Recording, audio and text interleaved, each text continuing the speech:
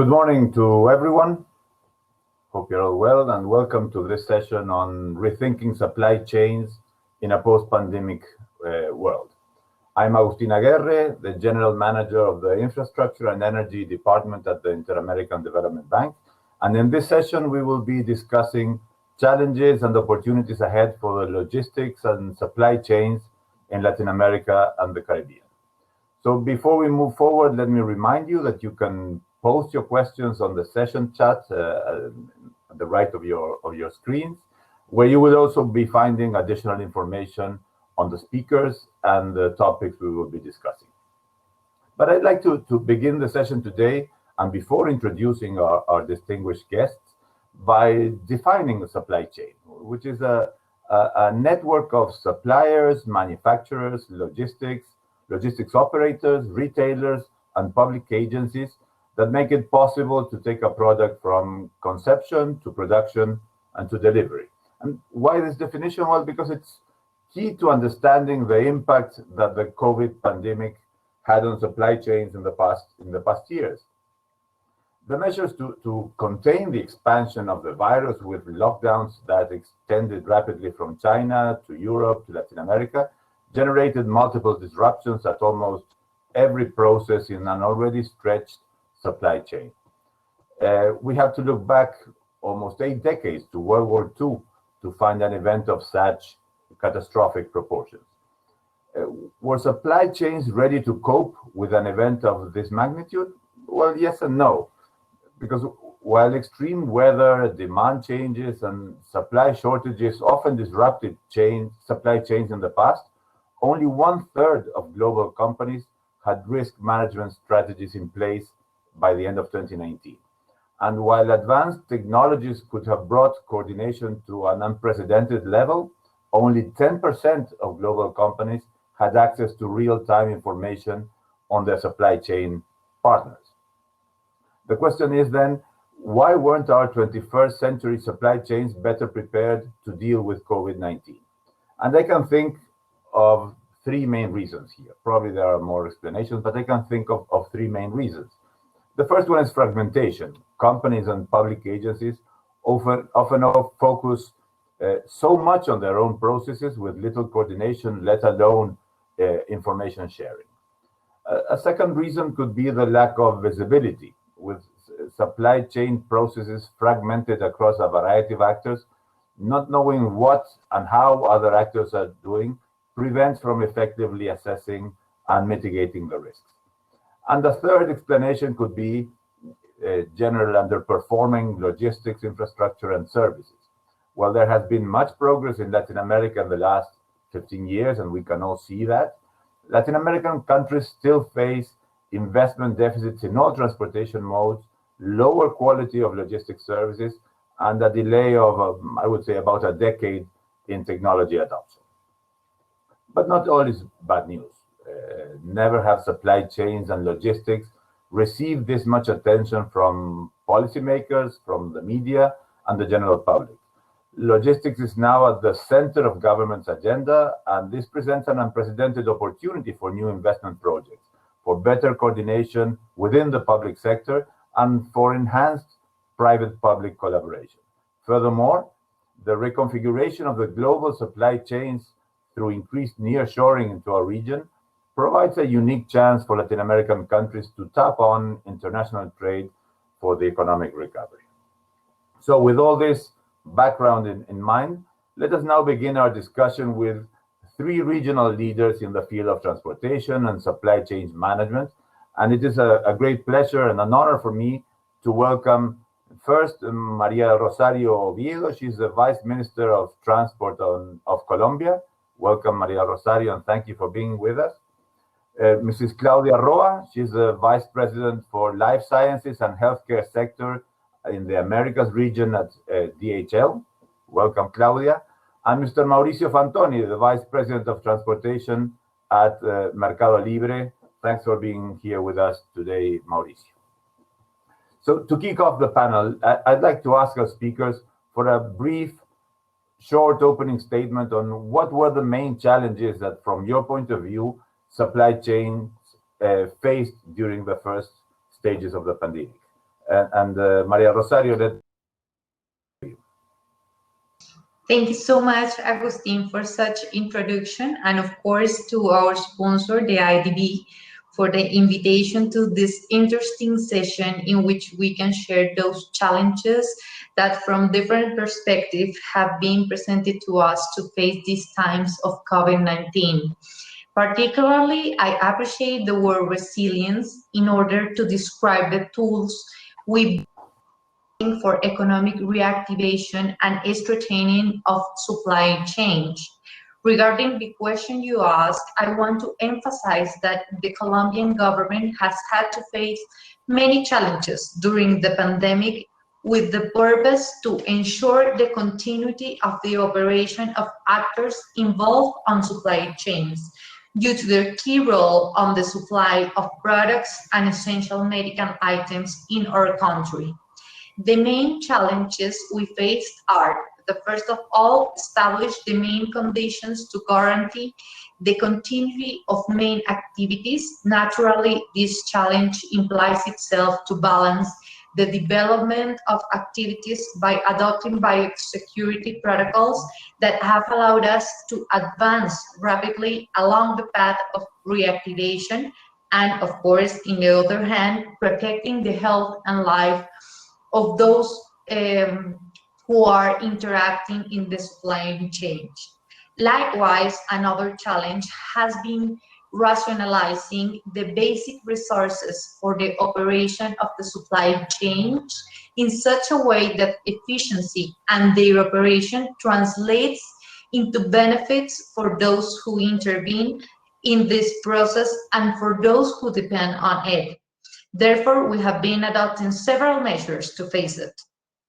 Another challenge is related not only to maintain but improve the efficiency of the operation. So we promote different alternatives such as digital proceedings, adoption of biosecurity protocols according to the operation, and government accompaniment in logistics and transport issues during operations.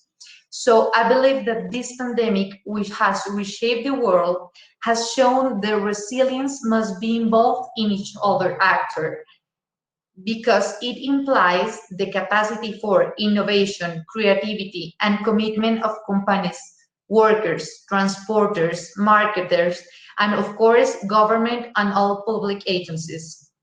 The resilience, and let me emphasize in such a word, is truly needed to overcome and possibly adapt to an unprecedented challenge. And naturally, the state has to respond by adopting measures to protect them and maximize their benefits.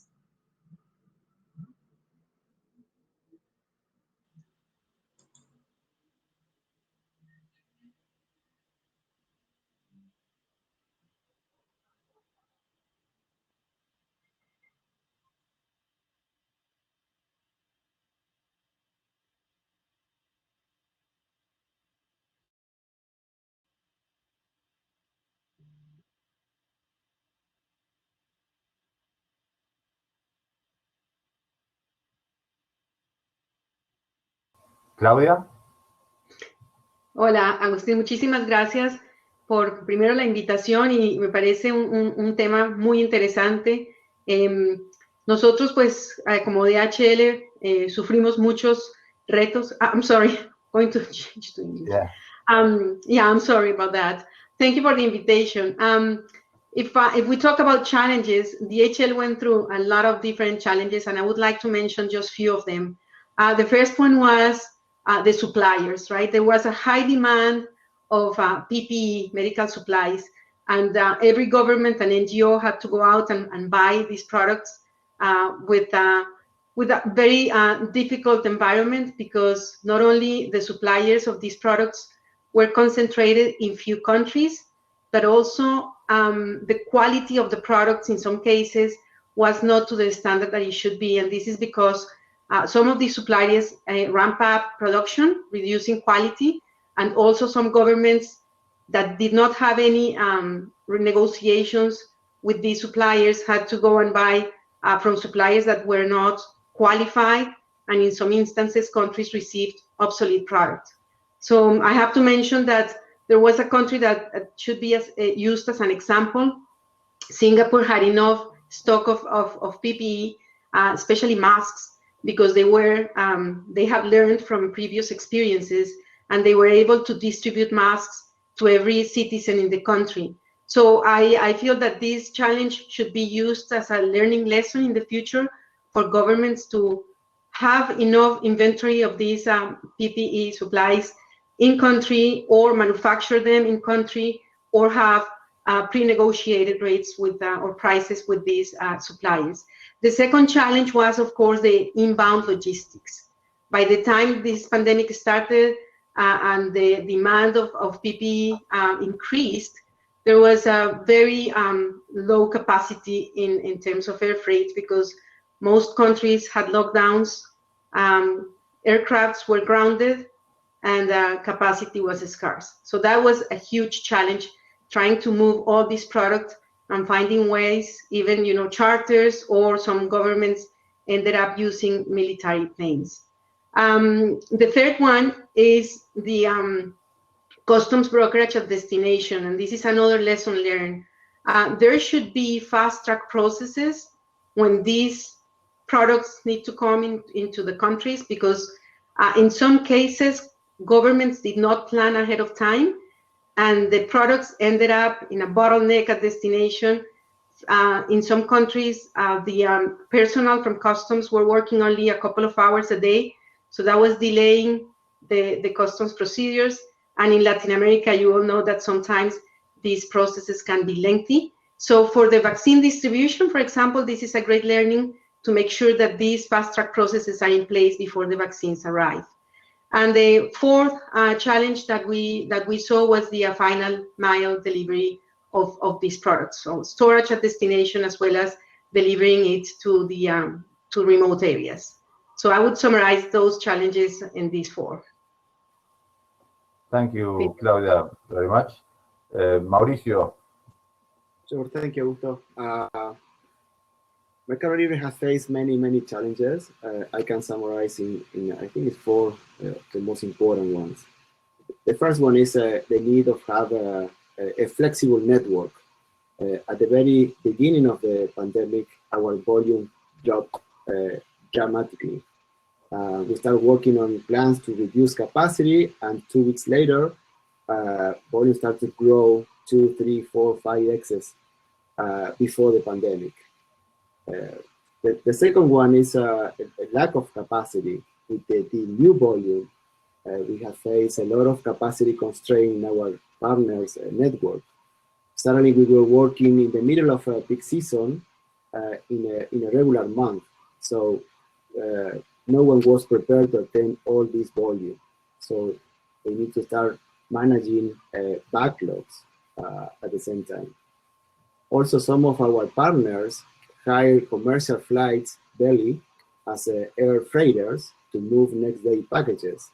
And some airlines started to cancel or schedule flights, impacting our network and also our performance, right? So we have to extend our promises and adding paths to do not impact our buyer promises, but increasing lead time. That was a negative impact.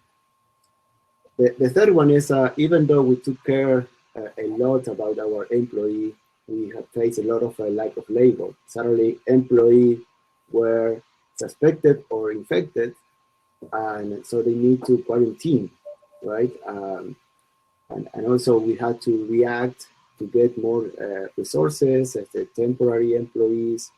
And also we have seen so many different protocols in our partners, so we had to align all of them. And the fourth one was because of due to serious restrictions, we had to send our all employees in corporate offices to work from home. That was a huge change, changing the daily family routine and the way that they've been working up to that time. And also we had to, ensure that they have all the resources, Wi-Fi, computers, and everything. I think those were the most important challenges in Mercado Libre. Thank you all very much. It's amazing that only a year ago, none of this had happened, and we weren't even thinking about these kinds of challenges that we had to solve, that you had to solve in a matter of seconds. So it's a good list of challenges, some private, some public, some involving coordination between one and the other. But somehow it's true that we got to the end of the year and many of these problems started to get solved. So in addition to the challenges, why don't you now tell us about the solutions? What did you do from the government side or from the private sector to overcome these challenges? How did you redesign your processes so that you could serve the clients at the end? And let's start again by María Rosario, please. Thank you, Agustin. Yeah, you're right. The main words are resilience and redesign. Definitely, it has been during this year. So as national government, we have been taking several measures from different areas, but due to our time, I'm going to emphasize in 3 of them. Firstly, the decisions related to contain the virus in the logistics and supply chain environment, including users, of course, and facilitating the economic conditions so that the cargo and essential personnel in the logistics chain continue to be mobilized. And for this reason, we took measures such as the implementation of biosecurity protocols in all the supply chains, the presentation of documents related to transport in digital media, and suspend the collection of tolls on national roads for a term exceeding 2 months, which was in the first stage of the pandemic. Secondly, we adopted measures that allows coordinations between national and local authorities to facilitate the logistics process and decision-making looking forward to the efficiency. Thus, we created the Logistics and Transportation Center, led by the Minister of Transportation, as an innovative instance of problem-solving and coordination with executive decision-making capabilities in which articulate, coordinated, timely, and transcendental decisions have been made to facilitate the operation of supply chains in our country. This center has 3 special characteristics. First, it is a tool that we adopted in a very agile way. It was very quickly its implementation when the first effects of the pandemic were just manifesting in our country. Second is a representation of the focus we have had on logistics and as an engine of development and economic reactivation. And third is the perfect example of how situations that are initially perceived as adverse, as the pandemic is, become a great opportunity to generate value, in other words, an example of resilience. Through the center, we permanently monitor the operation conditions of transport service, an essential element of supply chain, and we have carried out the control and coordination of the transportation of cargo through the different modes of transportation, as well as the operation of the ports, of course. Likewise, and to face the challenge in terms of safety and protect the health and life of our transporters, we implemented an innovative strategy called Safe Points, which are spaces located in strategic 14 corridors among the country, in which we provide mechanical supports to transporters and awareness about self-care, hygiene, and biosecurity measures against COVID-19.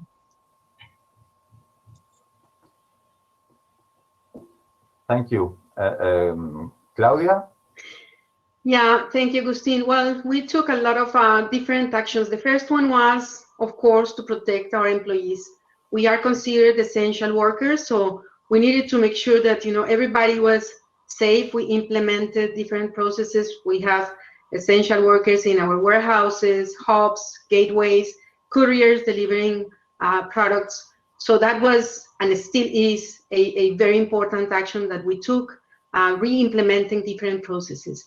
Then, of course, we needed to reposition some of our planes to countries where the volumes were higher, where the demand was high, especially, as I was mentioning, at the beginning of the pandemic, these supplies of PPE were concentrated in a few countries. So we redeployed our planes, set up daily calls with our major customers to help them manage their supply chains.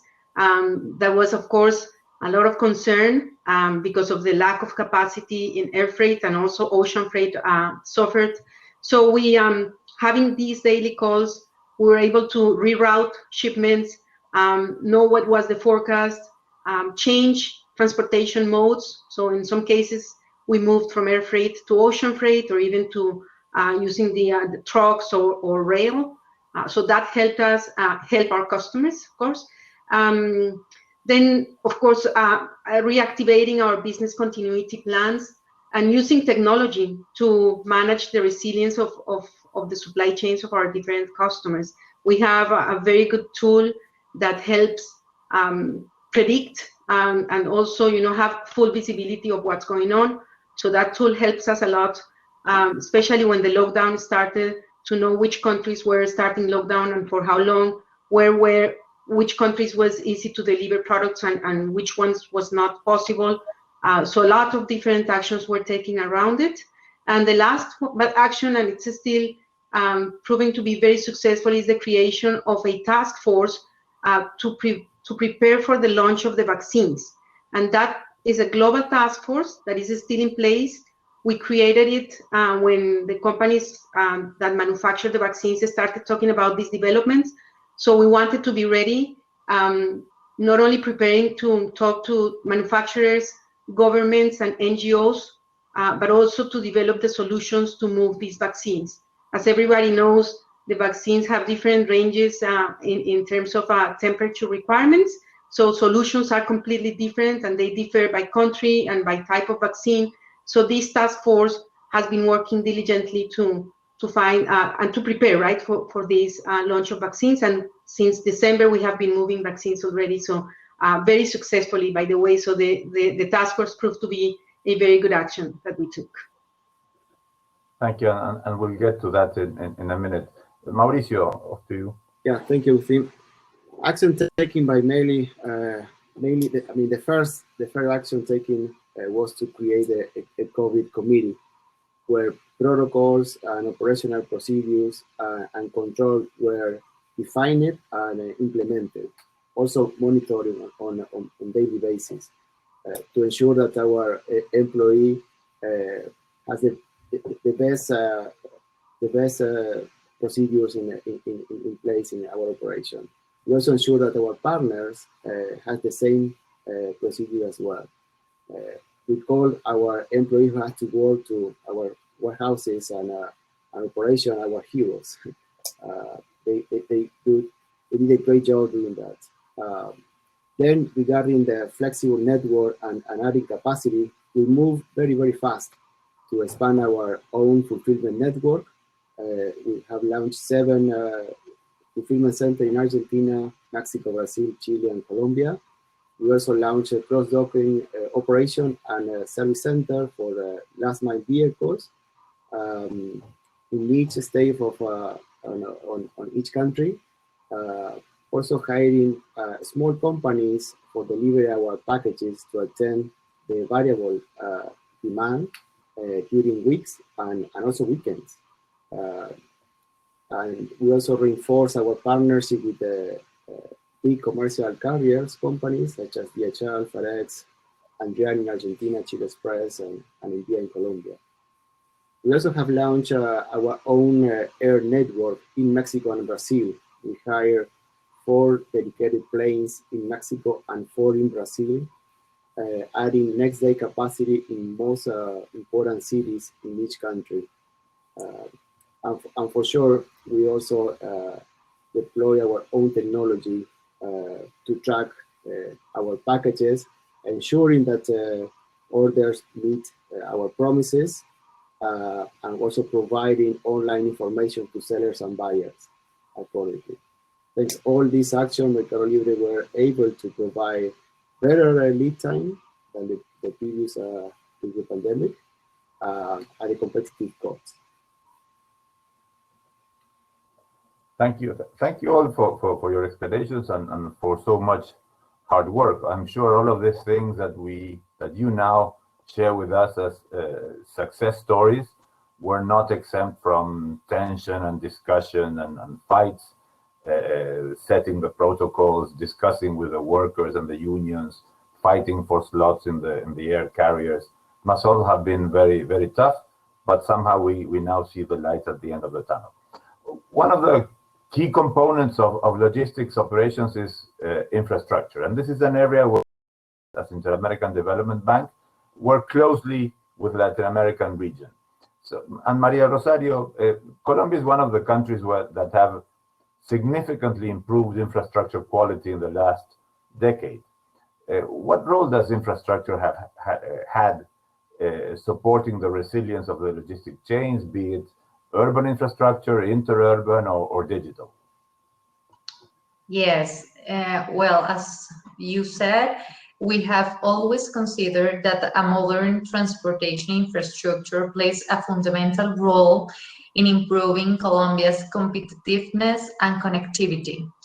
The transportation infrastructure has been on the side of the Colombians, and despite the different challenges we have been facing during this situation and the last years, we have managed to carry out transcendental works for the development of our country, and the pandemic has not been the exception. For this reason, one of the maximum expressions of resilience in this matter and during the pandemic has been that we were able to launch the most important infrastructure project in Colombia, called El Túnel de la Línea, that consists in the construction of an essential tunnel to optimize efficiency and times of land operations by connection the center of the country with the main maritime port and the axis of foreign trade of Colombia, located in Buenaventura, southwest of Colombia. With the completion of this true milestone of Colombian energy, we have a reduction in travel times and accident and an increase in the speed. So it has allowed us to decrease considerably the transport logistic costs.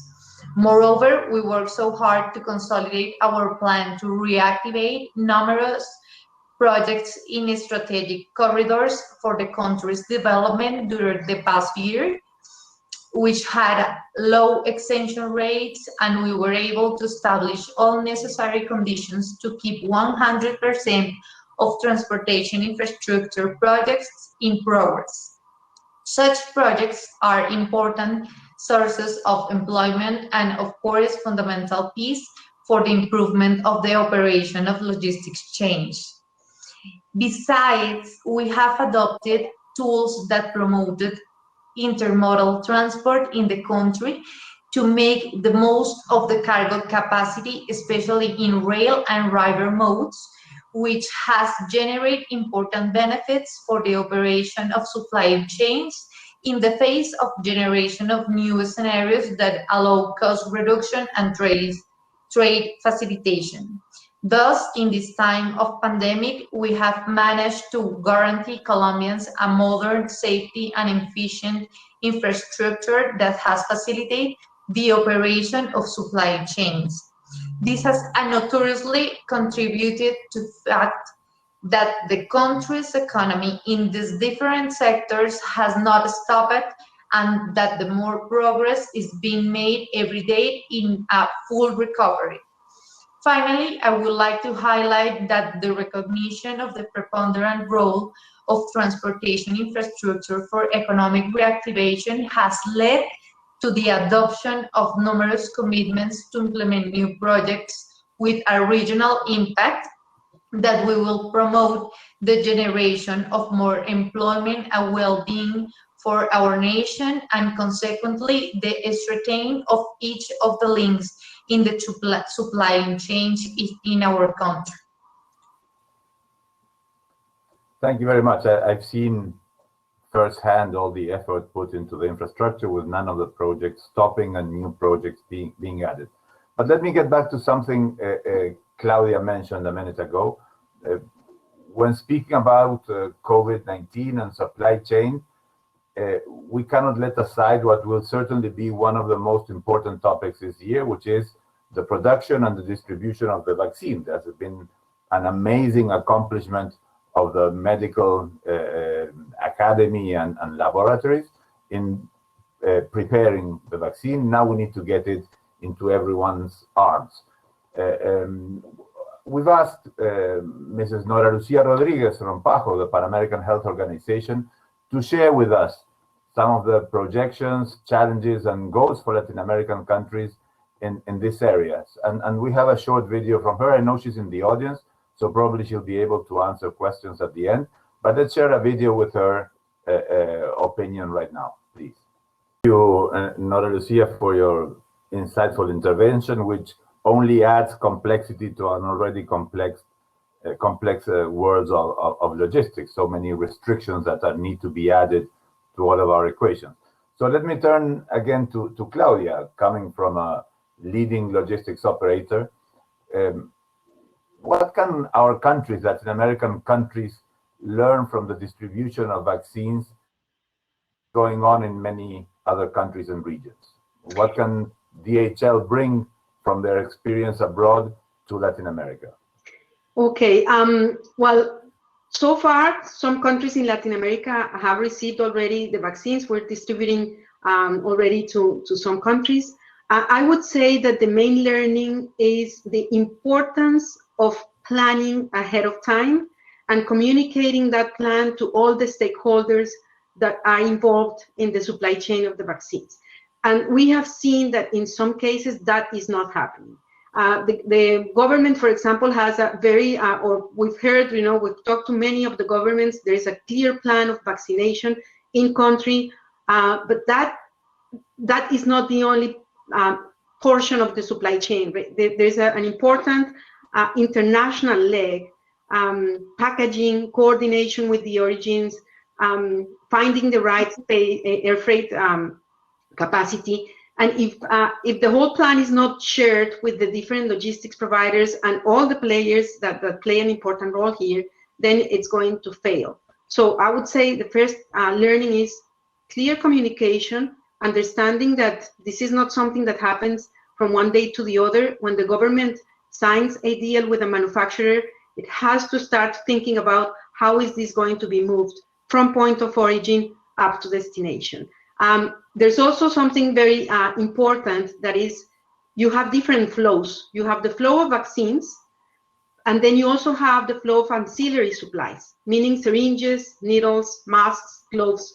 All of these materials need to be at the vaccination site when the vaccines arrive. So there has to be a lot of synchronization so that these two flows in parallel arrive at the same time. And then you have the flow of patients that will drive the demand. So the more communication there is, the more alignment across the chain and with all the players, the more successful it will be. So far, it's been successful. We are managing the -70 vaccine very successfully. Again, it depends, because we have managed so far few quantities. As you know, there's some issues with manufacturing that are delaying. But when this starts moving in big quantities and more vaccines are approved, it's going to get more challenging. So the more communication and clarity, the better it will be. Thank you very much. Let's change slightly subjects to something more global. Mauricio, this morning I woke up at 6. I discovered I didn't have enough things for breakfast in my refrigerator. I ordered them online, and by 8, I was having breakfast with recently delivered things. So what scenario do you see for e-commerce and this last mile distribution in Latin America during and after the pandemic, regarding consumer preferences, market share, changes in the retail landscape? That is a great question, Agustin. I do believe, first of all, I do believe that e-commerce will be continue growing in Latin America at the same rate to those registered before the pandemic. Obviously, in a higher baseline, right, of volume. On one hand, e-commerce consumer will continue to demand more and better solution with a shorter lead time, which forces us to continue growing, innovating, and taking risks in order to improve our user experience. And on the other hand, managing more volume and faster go in the opposite direction to an eco-friendly environment. So Mercado Libre has to address that. Actually, because Mercado Libre has just issued a sustainable bond to invest in renewable energy in all our operation, also eco-friendly materials, green buildings, and electric vehicles. We project to buy 10,000 vehicles in the next 5 years in the region. So that is that we've seen in the next following years. Thank you. And probably all these things and technology and the way in which the supply chains will be operating will demand maybe different incentives, but certainly also regulation and transport and logistic policies will be needed in the post-pandemic scenario to enhance the resiliency. So let me ask Maria Rosario, from a government perspective, what's the thinking regarding these policies and regulations in the near future in Colombia? Yes, Agustin, you're totally right. So the measures to be taken in the post-pandemic scenario need to be focused definitely in the coordination and the articulation of institutional framework, contribute positively to the improvement of the country's logistics chain, whose correct operation is essential for the growth of its competitiveness and, of course, the economic reactivation I mentioned before. Since the generation of governance in favor of logistics change allows to overcome the challenges that all countries are facing in this matter, such the needs to reduce cost, process, and times. Likewise, the pandemic has been the ideal scenario to measure the capacity of our government to improve the efficiency of supply chains. We have been in an extreme situation to which have been able to respond correctly. For this reason, we must take advantage of all such adopted measures that have helped us to successfully overcome this unprecedented situation, strive for its permanence over time, and in this way provide added value for the country's trade, optimize times, spaces, and reduce logistic costs. Moreover, we consider the strategies to be adopted for supply chains aim at seeking to strengthen the policies that encourage the implementation of information and communication technologies to improve the traceability, control, monitoring, and also guarantee formality and legality in the sector. That is such a challenge in our country. In addition to above, I want to emphasize that there is the need to generate strategies that allow a recovery of the confidence in transport, which is essential in the proper operation of supply chains, since in a generalized way, we have been taking into account and perceiving from consumers and users that despite the lack of solid evidence, it has been considered one of the main clusters or a focus of contagion of the coronavirus. So we need to work on that. We cannot ignore the fact that transportation plays a strategic and preponderant role in the recovery of all the economic sectors in the country, since the generation of essential products for the community requires the mobilization of thousands of people and who need to be incorporated into the productive life of the country.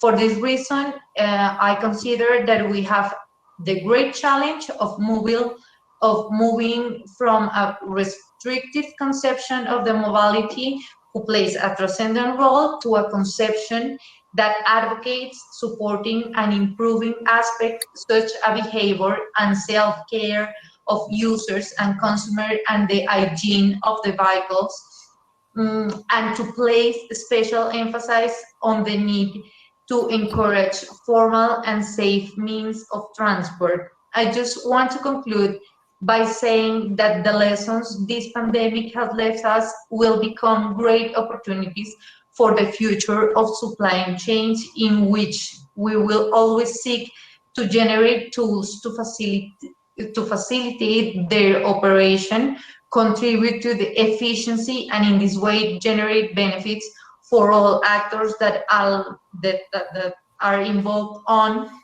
And of course, we are committed as a national government to continuing the work of providing the condition for economic reactivation and social recovery through more modern and efficient logistics and the adoption for all those tools that allow us to generate value in logistic chains, since its correct functioning is essential to continue in a forceful and resilient way on the path of the reactivation. Thank you. Thank you very much.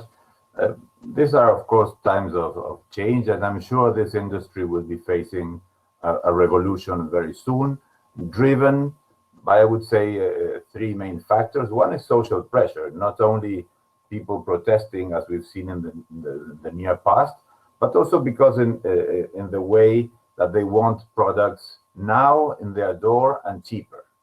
The second driver is climate change, and we will soon need fleets, transportation fleets that are climate friendly and probably all electric, and that also we will need to implement policies that reduce congestion in the cities. And the third driver of change is technology. Everything is now happening at such a speed that one can barely think that anything is impossible. So Claudia, from a leading technology company in logistics, what role will technology play in building supply chain resiliency in Latin America? And what is the weakest link that should be addressed? While technology plays a fundamental role, without technology, there's no way that supply chains will improve and be resilient. And Latin America should not be lagging behind other regions. It is very important that there is a clear roadmap in terms of digitalization and innovation in the countries, and it could be public and private sector collaborating together.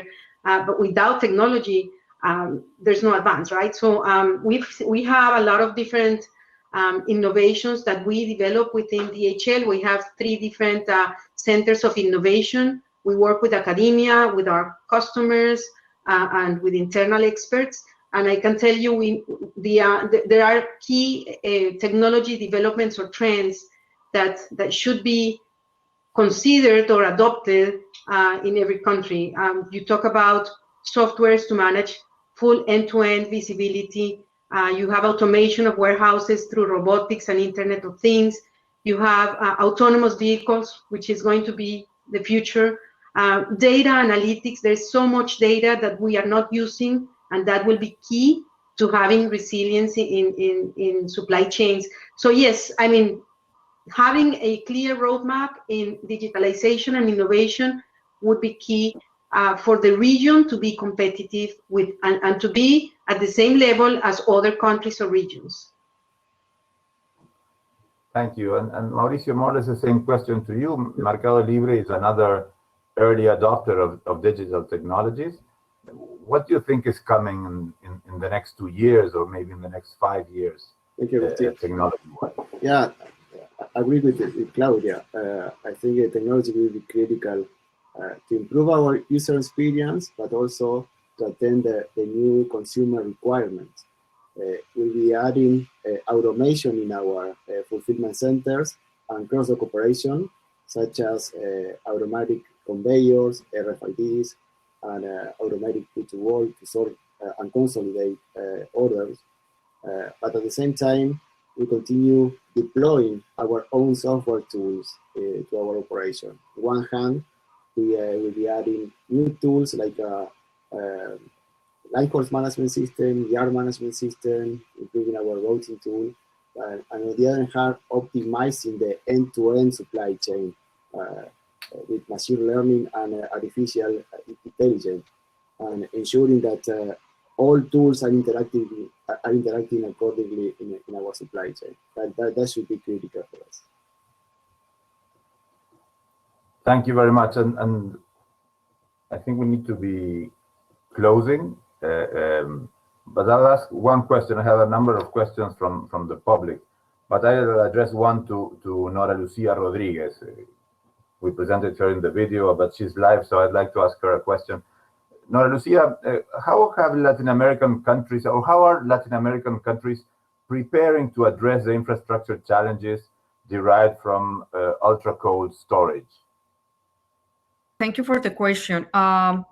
Based on this vaccine that requires ultra-low temperature, countries are facing, a challenge to use this vaccine. However, now are 11 countries using Pfizer vaccine, and they purchase some ultra cold chain freezers, but others find in the country at the private sector this type of equipment, so they cover this need that requires to store the temperature. Also, they can use, depending on the strategy of the immunization based on the national deployment vaccination plans, they can use now some of the container that comes the vaccine per se with the Pfizer vaccine.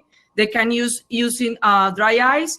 However, they, depending on the strategy, they also can use the vaccine in the normal vaccine carriers or cold boxes transporting, because they can put it in a refrigerated temperature 228 for 5 days. So depending on the strategy and the capacity that the country have, they can have different options to manage this challenge at this moment. Well, thank you all very much. I think we don't have any more time, but I think it's been extremely interesting to listen to all of you. It's been something that everyone can feel very proud of, that Latin America has been able to, in spite of all these unexpected challenges, deliver on time most of the goods people need to live. So thank you all for sharing your perspectives with us today. To the public, thank you for joining us. Remember that we can continue this conversation on the social media platform @BitTransporte, and in our blog, Mobili Blog, where we invite you to subscribe and stay tuned about more events like this one. So thank you all very much, and hope to see you personally soon. Bye-bye. Thank you very much.